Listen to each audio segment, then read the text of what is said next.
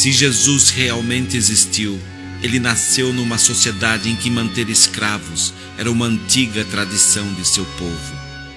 Como um homem de seu tempo, Jesus certamente não via a posse e o comércio de seres humanos como algo imoral ou merecedor de reprovação, pois em nenhuma passagem dos 4 evangelhos ele proíbe, recrimina ou sequer questiona esta prática hoje considerada hedionda.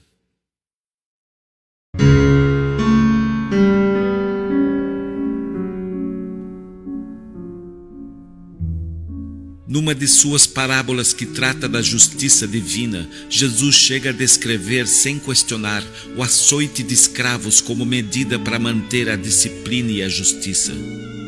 Não é surpresa que Jesus não tenha se indignado contra a escravidão. Os escritores dos evangelhos jamais poderiam ter imaginado que o comércio de seres humanos, prática corriqueira da época e da região onde viviam, um dia seria completamente abolido da sociedade das leis.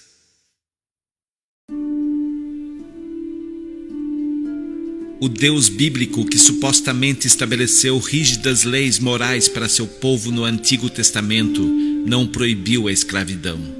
Proibiu a culinária com carne de porco, moluscos e crustáceos, o trabalho nos sábados, o divórcio, a homossexualidade, a tatuagem, a fofoca, a mágica, tranças nos cabelos, colares de ouro ou pérola e vestimentas feitas com 2 tipos de fios, mas não proibiu a escravidão. Enquanto o Antigo Testamento permite e professa abertamente a escravidão, chegando até mesmo a legislar sobre ela, o Novo Testamento enaltece a submissão do escravo como uma atitude verdadeiramente cristã. Algumas passagens do Novo Testamento contêm exortações que buscam convencer os escravos a se submeterem aos caprichos de seus senhores, mesmo dos mais cruéis. Na Epístola de Filemão, Paulo chega a devolver o escravo foragido Onésimo a seu senhor Filemão, um rico dono de escravos convertido ao cristianismo, sem nem sequer questionar, em nenhum momento, se a prática de possuir e comercializar seres humanos era imoral ou não. Em nenhuma passagem do Novo Testamento encontramos sequer uma linha que proíba, recrimine ou questione a escravidão, nem sequer uma linha que insinue que a escravidão possa ser uma prática desumana, imoral ou anticristã. Desde os primórdios do cristianismo até a Igreja Católica do período medieval, os cristãos raramente questionaram a escravidão. A esmagadora maioria considerava a posse, a comercialização e a disponibilização de seres humanos como uma prática corriqueira, necessária, legítima, amplamente aceita pela sociedade e autorizada por Roma. Quando o Império Romano se tornou cristão sob o comando do imperador Constantino, a escravidão permaneceu inalterada. Muitas ordens religiosas, gente do alto clero e até mesmo alguns papas possuíram escravos até o final do período medieval. A própria Igreja de Roma tornou-se a maior dona de escravos do Império Romano e tinha como prática punir com excomunhão qualquer escravo foragido.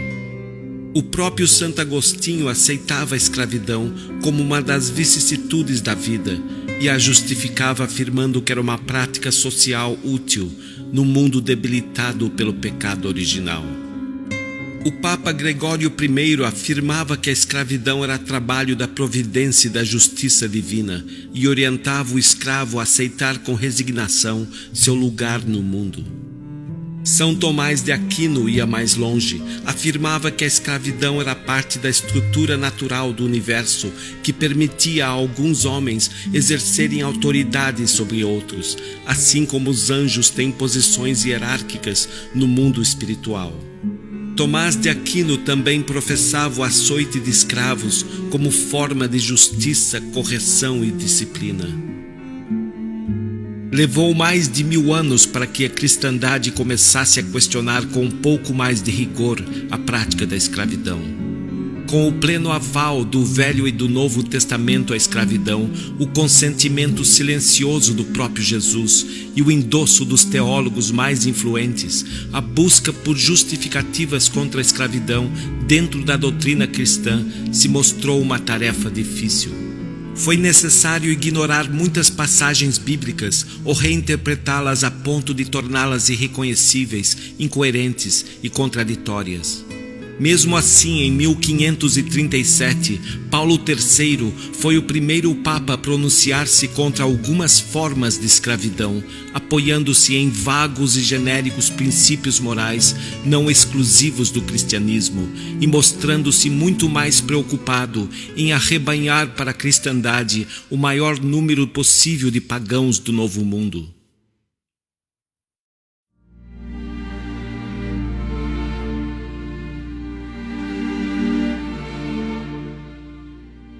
Durante os movimentos abolicionistas do século XVIII, promovidos por pensadores iluministas e cristãos liberais desvinculados das religiões dominantes, ficaram claras as justificativas bíblicas à prática da escravidão.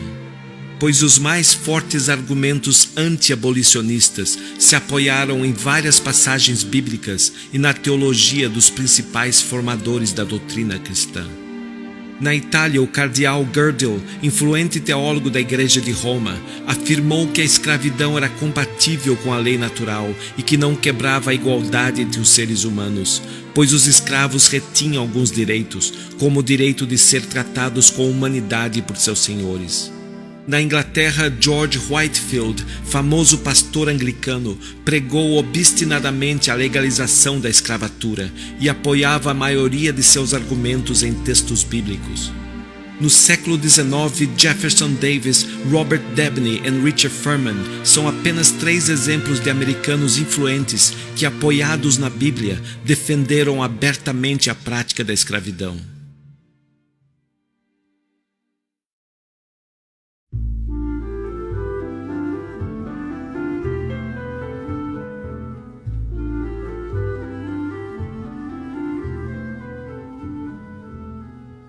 Durante o período colonial no Brasil, a Igreja brasileira utilizou com eloquência a teologia e a moral cristã para legitimar a política portuguesa sobre a escravidão, e não para contestá-la. Os eclesiásticos católicos defendiam o comércio de escravos como uma nova cruzada cujo objetivo era espalhar a fé cristã entre os africanos e índios, e afirmavam que sem o trabalho escravo, a América portuguesa seria impossível.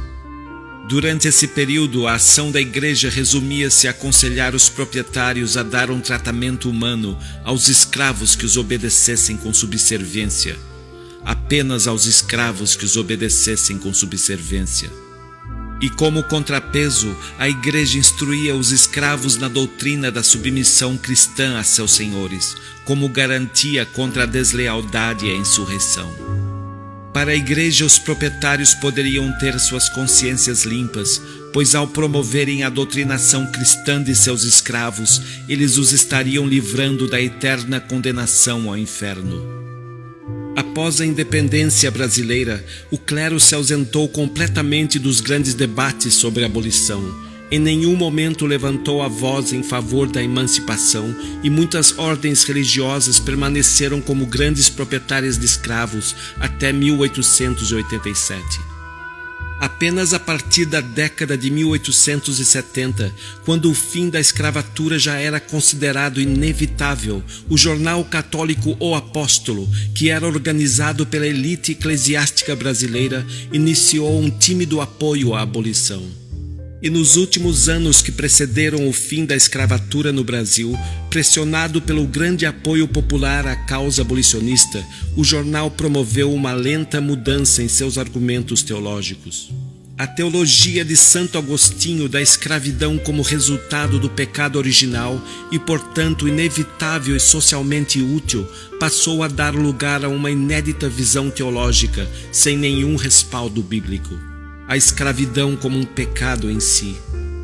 Este é um bom exemplo de como a moral cristã se viu obrigada a se adequar às mudanças de valores morais promovidas pela evolução da sociedade.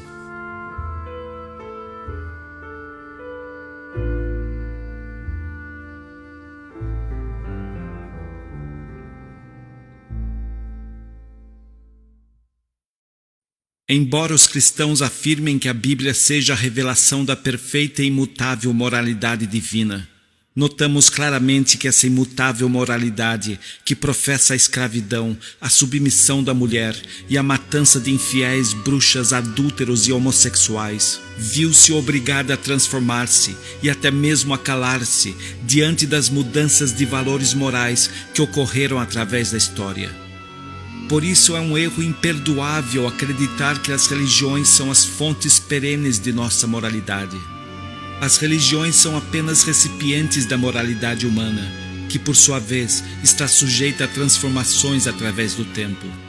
O ser humano, imbuído de um senso moral próprio e não divino, escreveu os textos bíblicos em conformidade com os valores morais da região onde viveram, sem sequer cogitar a possibilidade de que muitos desses valores poderiam ser percebidos como imorais por outras culturas em outros períodos da história. Basta observar como muitos conceitos morais bíblicos, se aplicados hoje, seriam considerados obsoletos, inaceitáveis e até criminosos.